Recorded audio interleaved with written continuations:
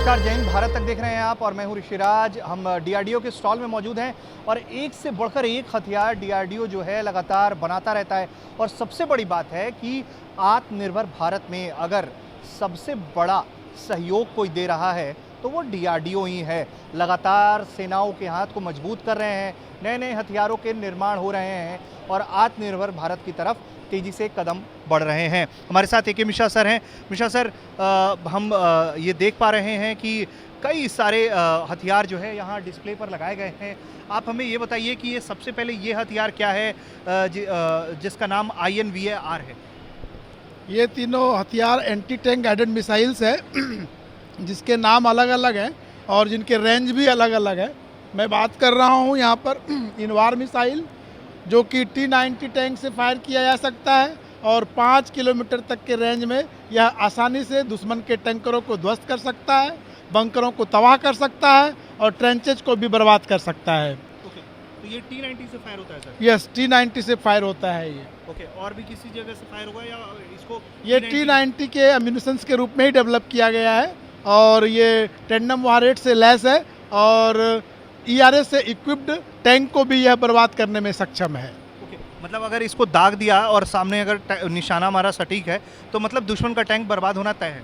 दुश्मन के टैंक का बर्बाद होना तय है क्योंकि यह लेजर बीम राइडर से भी लैस है। अच्छा, laser beam.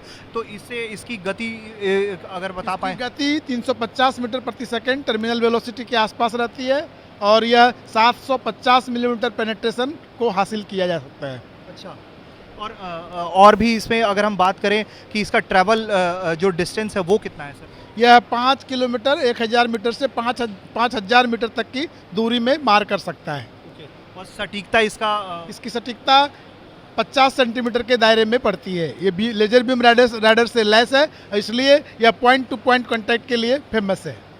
Point two point यानी कि दागिए और फिर दुश्मन के टैंक को कर दीजिए बर्बाद।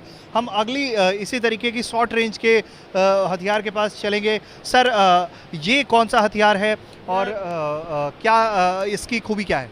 यह एक कॉन्कुर्सम मिसाइल है। यह वायर गाइडेड मिसाइल है और इसके ट्यूब लॉन्च मिसाइल भी कहते हैं। ट्यूब के साथ इसको BMP पर माउंट किया जा सकता है और वहाँ से फायर किया जा सकता है। इसमें 2 तरह के प्रोपल्सन होते हैं, जो नॉकआउट इंजन और बूस्टर और सस्टेनर चार्ज कहलाते हैं।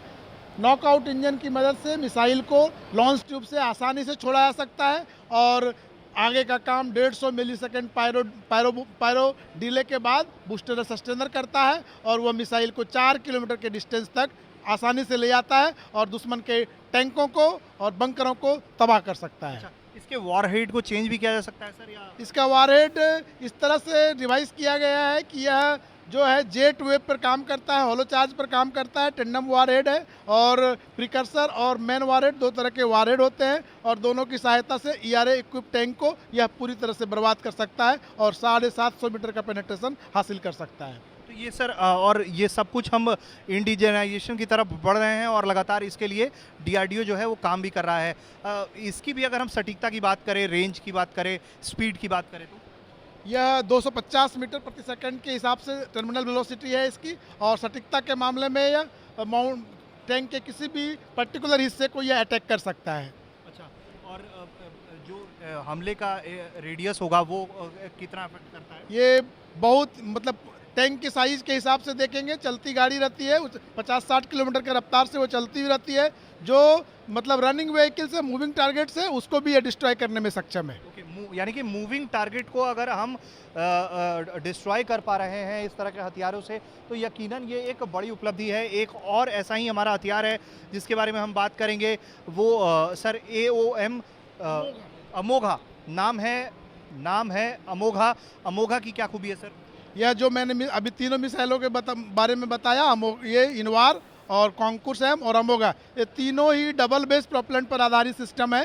और इनवार के लिए और कॉन्कुर्सम के लिए extruded double base propellant use होता है, जबकि अमोघा के लिए कास्ट डबल बेस प्रोपेलेंट होता है। और भारतीय मिसाइल जगत में, भारत के मिसाइल में कोई भी दूसरा मिसाइल अभी तक उपलब्ध नहीं है जो कास्ट डबल बेस पर आधारित हो। अच्छा सर, तो एक चीज़ और हमें बताइए आपकी, इसके रेंज क्या है, इसमें किस तरह के वॉरहेड लगाए जाते हैं और ये किस तरह से दुश्मन को नुकसान पहुंचाता है? Anti tank basically jet penetration पर काम करता है। यह हॉलो शेप चार्ज के हिसाब से बनाया जाता है और यहाँ पर जेट पैदा करने के लिए हॉलो चार्ज का इस्तेमाल किया जाता है, जिसे टेंडम वॉरेट की सहायता से हासिल किया जाता है।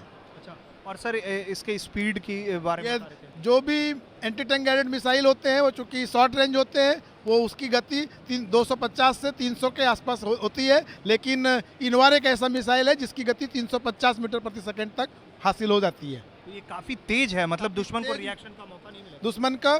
दुश्मन को रिएक्शन का कोई मौका नहीं मिलता। और उन सबसे बड़ी बात, चूंकि इसमें जो इस्तेमाल रॉकेट प्रोपेलेंट है वो डबल वेस्ट प्रोपेलेंट है, जो कि स्मोकलेस टाइप का प्रोपेलेंट है। वो यदि दागा जाता है तो वहाँ से कोई धुआं उत्पन्न नहीं होता है, तो किसी भी काउंटर अटैक की संभावना भी नहीं हो पाती है। बिल्कुल। तो हथियार कहाँ से दागा जा रहा है दुश्मन को पता भी नहीं चलेगा, क्योंकि कोई धुआं नहीं है, कोई आग नहीं है, और ये सीधे अपने टारगेट की तरफ जाता है, टारगेट को तबाह कर देता है।